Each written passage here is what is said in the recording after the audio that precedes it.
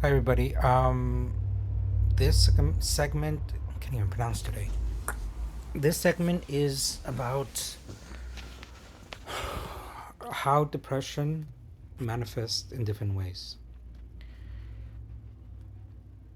I made a video yesterday, and the reason why I made that video was a little bit of a trigger, but it bothered me on a deeper level, and I wanted to kind of see why. And this morning it hit me why. So yesterday I made a video about how some people are just kind of unhappy with life, and I was a little bit rough. But then I saw another video, and I'll credit it here. This individual, a woman, talks about how problematic people are basically problematic as a cry of help, right? And the individual that yesterday put this video about personal hygiene in men and some gross behaviors, um, I don't know if that's their reality, but a lot of individuals that are, it, for lack of a better definition, nitpicking, especially when it comes around men and in general with other women, with other people, with anybody who find fault at the smallest of things. Um, it comes back to essentially what I said in my video, but this content creator said it in a much more elegant way. Um, it's a cry for help, including not always, but including a lot of the misogynistic behaviors in men. Again, remember, you have to run it through the sanity check. Men are conditioned from little boys to only exhibit ex, um, a kind of almost perverse way of pleasure and anger. Nothing else. That puts a little bit of pressure on them, right? Then they are, for all intents and purposes, ignored for most of childhood compared to little girls, right? Little girls, they get like sweet 16 attention around 6 weeks, sweet 16. I'm sorry, I'm getting annoyed with myself that I'm getting tongue tied. It's really annoying.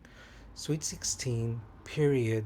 What do you call when you're developing, where things are starting to, the shopping around that, the dances, the first boyfriend, first kiss, all these things are that usually, not always, because some girls are not following what other girls do. I'm referring to kind of tomboys, right? Or transgender, any of those other than the stereotypical girl experience, right? So there is more attention from the family on girls in many respects. Boys, for lack of whatever, tend to be left more to their devices.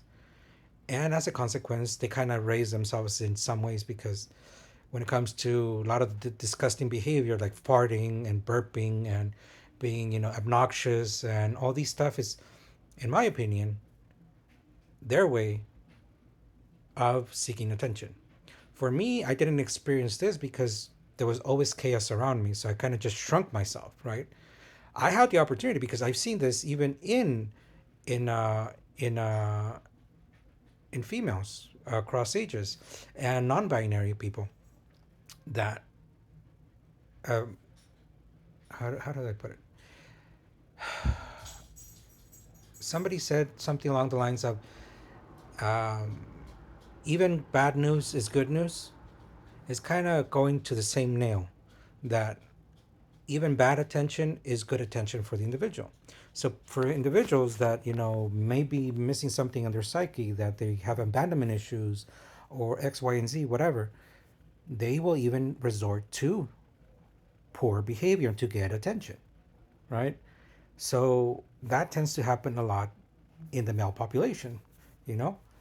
Yes, some parents do reinforce on purpose, these poor behaviors, but generally speaking, um, because, that day to day almost holding of hand, and I'm not saying that's exactly what happened with little girls, but the, it's more of a hands off approach with boys. And if we really want to teach them to be self-regulated, to make better decisions, all this stuff, we kind of need to be in their lives a little bit better as parents, right? I'm not a parent, but I'm talking for the parent populations. We see this across all kinds of media that when it comes to boys, I don't know if it's because of the same boy that is asking for more independence or what it is, but we're kind of letting a lot of boys fall through the cracks in that respect, right? So what do you expect naturally? For them to act out.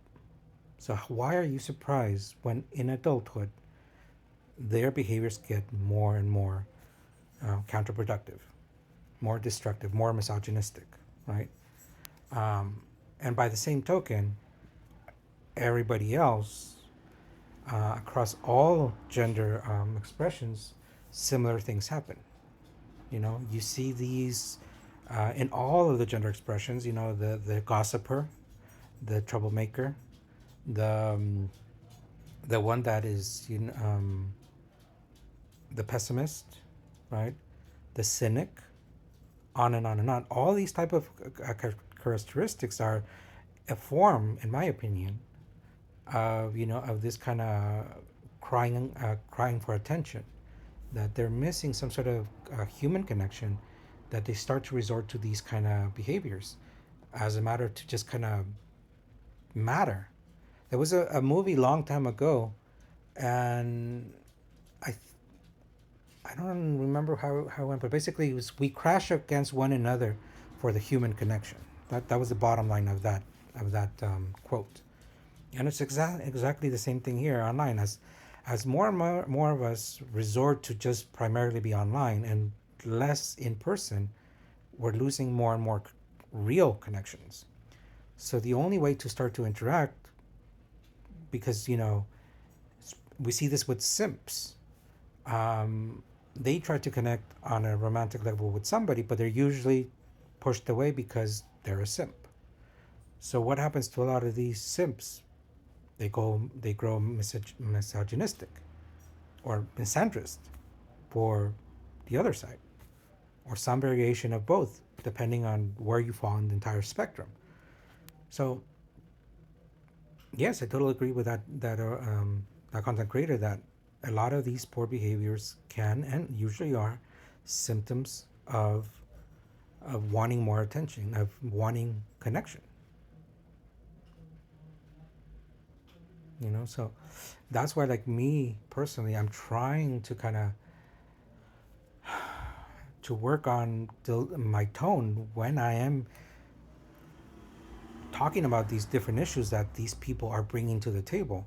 These poor behaviors, and trying to address them. But sometimes, yeah, I do kind of land a little bit hard. But thank you for that content creator who kind of put it into perspective, that